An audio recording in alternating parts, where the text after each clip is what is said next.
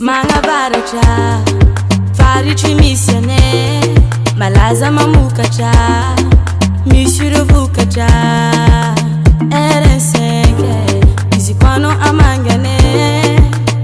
atsimo-atsinana agnavaratra tô misy anay Amini gasikarea feno zavaboarea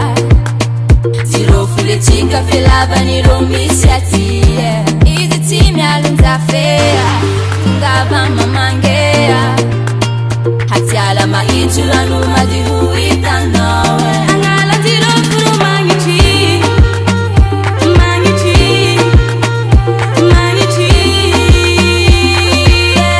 agnalan'ireo foro magnitry magnitry magnitry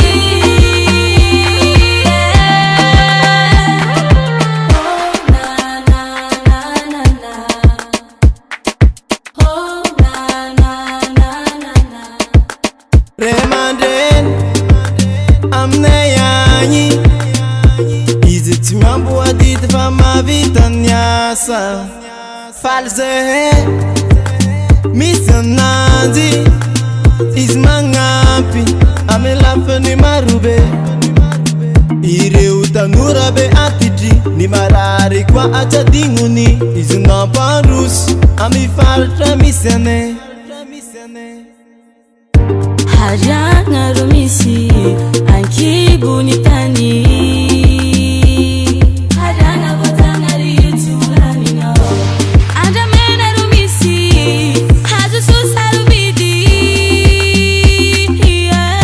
agnalan'ireo foro magnitry magnitry magnitry agnalan'ireo foro magnitry